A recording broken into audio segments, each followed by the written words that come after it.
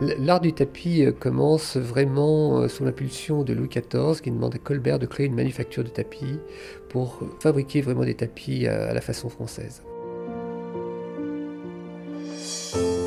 Alors une manufacture s'est installée à Lodève dans les années 60-64 pour faire travailler les femmes des hommes harkis qui étaient venues ici sur place, qui travaillaient à l'ONF.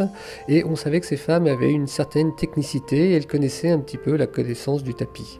Donc on a créé cette manufacture pour tisser des œuvres qui étaient à l'origine des œuvres très simples, des œuvres style tapis un peu berbère. Comme ce tapis que nous pouvons voir ici, qui est un tapis vraiment du début de la manufacture.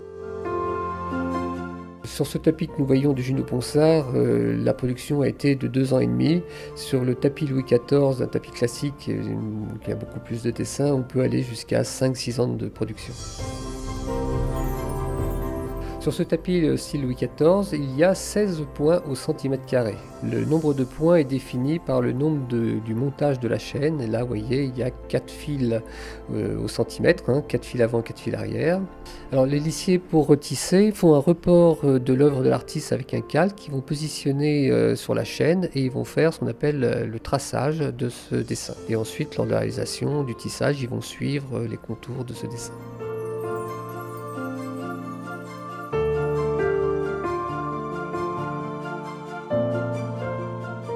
Dans ces tiroirs, ce sont l'ensemble des tonalités. Il y a 355 degrés du cercle chromatique, c'est-à-dire elles sont dégradées en tonalités, ce qui nous fait 72 panneaux de tonalités.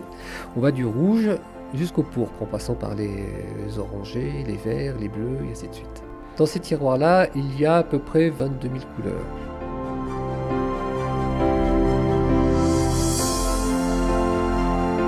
Ces tapis ne sont pas du tout vendus, ils restent le patrimoine textile de la France et ils sont proposés pour aller décorer des hauts lieux de l'État, que ce soit des ministères, des ambassades. L'idée, c'est de traduire des œuvres d'artistes contemporains avec une technique qui est ancestrale. Actuellement, on arrive à traduire des œuvres d'artistes contemporains qui sont d'une complexité extraordinaire.